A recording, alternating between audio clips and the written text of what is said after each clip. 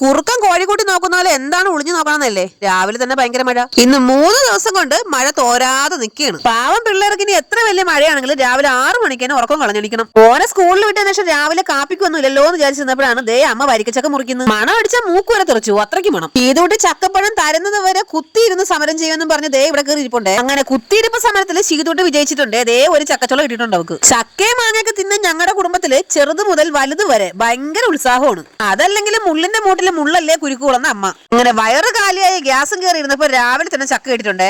ചക്കയാവുമ്പോ പിന്നെ ഗ്യാസിന് നല്ലതാണല്ലോ. ചക്ക കഴിച്ചിരുന്നതും അത്ഭുതം. 2 ദിവസം കൊണ്ട് തോരാ എന്ന മഴ ഇച്ചിരി ഒന്ന് തുറന്നു. അത് ചക്കയുടെ മാജിക് കൊണ്ടൊന്നല്ല, ആകാശത്തിലെ വാട്ടർ ടാങ്കില് വെള്ളം തീർന്നു പോയിട്ടുണ്ടെന്ന് അച്ഛൻ. അത് കേട്ട ഉടനെ മോട്ടർ അടിക്കാൻ പോയ എന്റെ അമ്മ. എന്തല്ലേ, എന്റെ വീട്ടിൽ പുതിയ വാഷിംഗ് മെഷീൻ മേടിച്ചിട്ടുണ്ട്. ഇനി എനിക്ക് കുത്തിയിരുന്ന് തുണി നനയ്ക്കണ്ട, ഇങ്ങനെ നിന്ന് നനയ്ക്കാം. കയ്യിലിരിക്കുന്നത് ശരപഞ്ചര സിനിമയിലെ കുതിരയല്ല തുണിയാണെന്ന് അച്ഛൻ. ഇച്ചിരി വെള്ളം ഒഴിച്ചേക്കാം, ഇല്ലെങ്കിൽ അമ്മ എന്നെ എടുത്തിട്ട് അലക്കും. ഞാൻ തുണി അലക്കിട്ട് വന്നപ്പോ ദേ അമ്മയും കൊച്ചുമോളും കൊണ്ട് ഇരുന്ന് തയ്യൽ പഠിക്കുന്നു. ഒരു മഴ പെയ്ത് തോർന്നു കഴിഞ്ഞാൽ പറമ്പിൽ തെണ്ടാൻ പോക്ക് എനിക്ക് പണ്ടേ ശീലമാണ്. അപ്പൊ നിങ്ങൾ വിചാരിക്കും പറമ്പ് സ്വന്തമാണെന്ന്. ആരുടെ ആണെങ്കിൽ എന്താ തെണ്ടാൻ പോയ പോരെ. പറമ്പിൽ പോയി കൊതുകടി ഉണ്ടെന്ന് വെറുതെ ആയത്. ദേ ഒരു തേങ്ങ ഇട്ടിട്ടുണ്ടേ.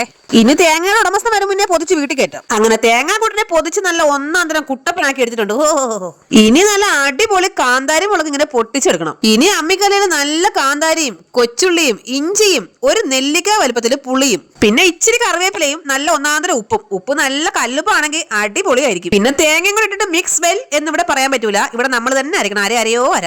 ഈ ചമ്മന്തി അരയ്ക്കുമ്പോ മഷി പോലെ ഒന്നും അരയണ്ട കേട്ടോ. ഇച്ചിരി ഒന്ന് ചതഞ്ഞങ്ങോട്ട് കിട്ടിയാൽ മതി. കൈക്ക് ഒരു റെസ്റ്റും കൊടുക്കാതെ നല്ല കിടുക്കാച്ചായിട്ട് അങ്ങോട്ട് അരച്ചെടുക്കാം. അങ്ങനെ അരച്ചെടുത്ത ചമ്മന്തി ദേ ഇങ്ങനെ എടുത്തിട്ട് നന്നായിട്ട് ഉരുട്ടി അങ്ങോട്ട് വെക്കണം. ഉരുളാണിട്ട് ആരും പേടിക്കണ്ട, തൽക്കാലം ഇങ്ങനെ ഉരുട്ടിയാലും മതി. ഇനി ആ ചമ്മന്തി അരച്ച കല്ലേ തന്നെ നല്ല ചൂട് ചമ്പാവരി ചോറിട്ടിട്ട് രണ്ടും കൂടെ ചേർത്ത് നന്നായിട്ട് മിക്സ് വെൽ.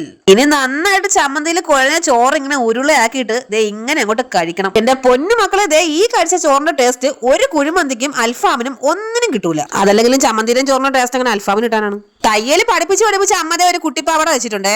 അമ്മ കയ്യിൽ വെച്ച് ആട്ടി കാണിക്കുന്ന ഈ തുണി എനിക്ക് 5ാം ക്ലാസ്സിൽ പഠിച്ചുകൊണ്ടിരുന്നപ്പോ കിട്ടിയ യൂണിഫോം ആണ്. 25 വർഷങ്ങൾക്ക് ശേഷം എന്റെ മോക്കത് പാവാടയൊക്കെ തച്ചെന്ന് അമ്മ അപ്പൊ മാസല്ലേ. സബ്സ്ക്രൈബ് ചെയ്യാൻ മറക്കരുതേ. ടാറ്റാ.